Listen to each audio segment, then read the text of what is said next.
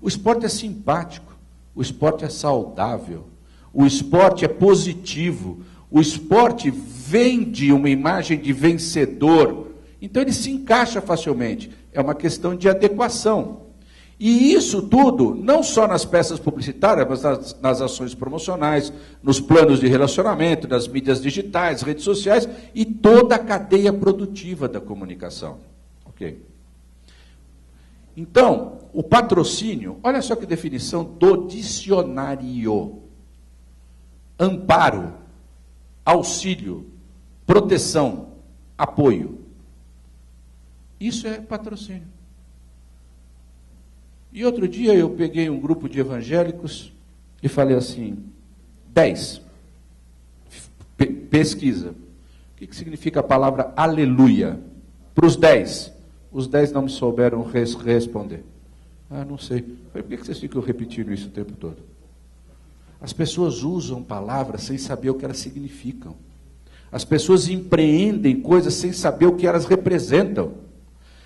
Eu acho que, para a minha empresa, eu não quero algo que me ampare, que me auxilie, que me proteja, que me apoie. Eu quero algo que resolva. Eu quero algo que me dê dividendos. E não algo que tenha uma conotação de paternalismo, uma coisa de entreguei e não sei o que, e não espero nada em troca. É um modelo antigo. Ele não possibilita métricas de avaliação. Eu coloco lá X, eu não tenho como medir. Algumas coisas são eficientes. Coloco lá a minha marca na camisa do Corinthians, por uma questão matemática e estatística, é lógico que vai dar resultado. Agora, será que se eu colocar na camisa do Catando Vence, vai dar a mesma... É a mesma ferramenta. Eu não tenho métrica para isso, né? Ok. Vamos para o próximo. Então, para a gente concluir, o esporte brasileiro ainda vive a cultura do patrocínio. Só que, de repente, a gente chega aqui e colocam dentro desse cenário uma Olimpíada e uma Copa do Mundo. E eu vou dar um exemplo prático, talvez polêmico aqui. A Vivo, sem ninguém informar a regra do jogo, se você me convida para jogar um esporte que eu não conheço, eu falo, qual é a regra do jogo? Porque se valer cotovelada na boca, eu não sei se eu vou jogar ou não. Ou se eu vou jogar, pelo menos eu já sei que vale cotovelada na boca. Eu vou usar pelo menos um protetor. Ela compra o patrocínio da Seleção Brasileira de Futebol e contrata o Pelé como garoto propaganda até 2015. Vou arrebentar. Aí chega a FIFA e diz o seguinte: você não pode usar o nome Copa do Mundo, você não pode estar presente nas cidades sedes, nem em outdoor, em lugar nenhum, e se alguém do seu segmento comprar o setor de telecomunicações, só ele que pode aparecer. A Vivo foi lá, colocou 120 milhões de dólares e acabou de comprar o patrocínio da Copa do Mundo para o Brasil. Ou seja, liquidou com as ações de frente da Vivo. E o que a Vivo faz com todo o caminhão de dinheiro que ela colocou na seleção brasileira? Porque a seleção brasileira não vai jogar com o Vivo na camisa durante os jogos da seleção brasileira, porque não é permitido. Ah, mas é uniforme de treino. Ela fez isso, e pelo tamanho do dinheiro que ela colocou, ela fez pensando em mídia, em visibilidade, o que ela não terá. Enquanto que a Oi vai nadar de braçadas, porque será a mobile da Copa do Mundo de 2014. Porque alguém vendeu, ou alguém da Vivo, não fez o trabalho de gestão, de análise. Quando a gente chega numa discussão do esporte, fala assim, o senhor fez alguma avaliação de risco? Ele falou assim, eu não estou comprando seguro. Desculpe, mas é que lá fora, quando você vai fazer qualquer negócio na Europa, nos Estados Unidos, qualquer empresa que vai investir no esporte fala assim, qual é a avaliação de risco? Qual é o estudo de viabilidade? Qual é o percentual de retorno de imagem e retorno de resultado para o meu produto? Se a empresa de marketing esportivo ou de gestão esportiva que não apresente este relatório, eles não investem. E para o Brasil isso ainda é grego. Então nós temos que hoje lançar aqui um brado, um alerta de que há uma necessidade premente, urgente, de habilitação e capacitação de profissionais para gerir o esporte brasileiro.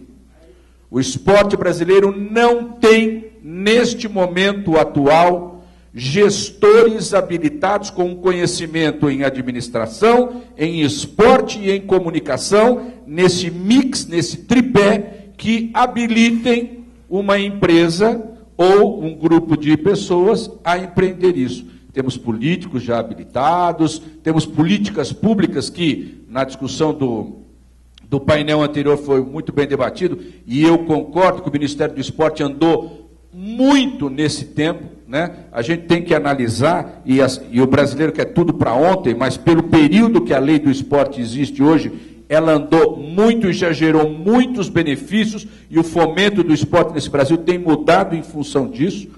Então pode ser pouco, mas estamos começando. Você não dá uma feijoada para uma criança de 2 anos de idade. Então, espere o tempo para ela comer uma comida mais forte. E é isso que está acontecendo. Porém, quando falamos de negócios, e como falamos dos volumes que estão sendo colocados hoje, dentro desse cenário, não podemos brincar. São volumes altíssimos. E qual é o perigo? As empresas se frustrarem, as empresas se decepcionarem e fecharem a porta para uma ferramenta fantástica chamada esporte.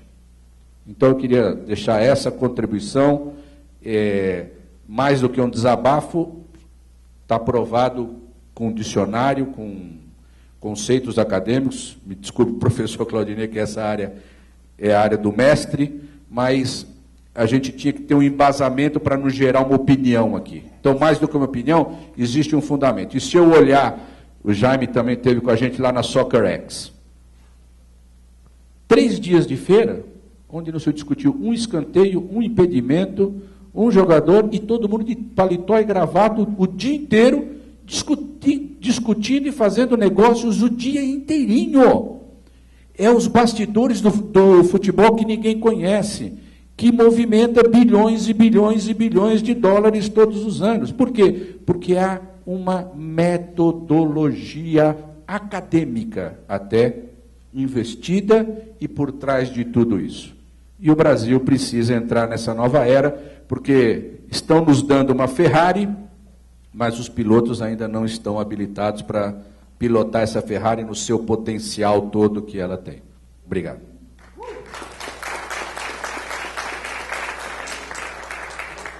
Tudo bem, vamos passando então já para a próxima apresentação. Professor Claudinei, palavra é sua. Eu acho que faço um pouco minhas as palavras do apresentador anterior, e eu queria fazer algumas provocações, e muito na linha do que você me disse. Eu estava até anotando aqui. Eu acho que marca esportivo, patrocínio do esporte, uso do esporte como produto, é muito mais do que placa no campo, logo na camisa, apoio ao pé de obra que geralmente é futebol, né? O cara usa o pé.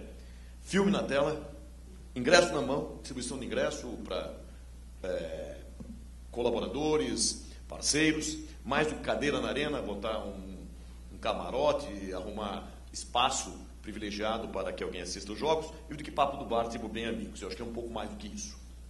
Nessa linha, que eu queria então comentar um pouco, e desculpe, eu vou usar algumas provocações.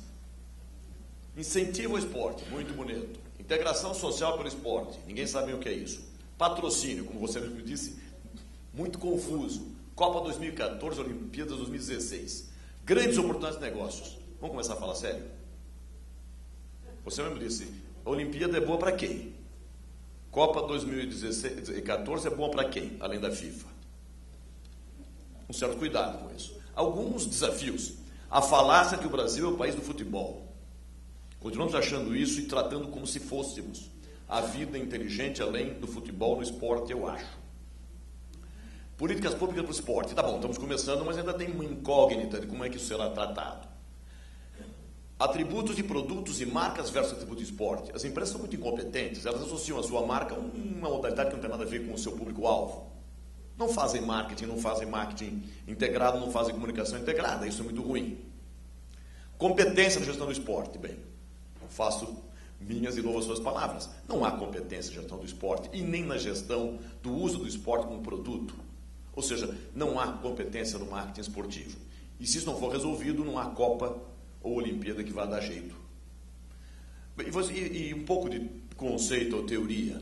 Como é que se usa o esporte pensando nessa forma de comunicação, pelas empresas ou de maneira estratégica? Primeiro, ele pode ser um produto que você comercializa, ele é um entretenimento, ele é um evento.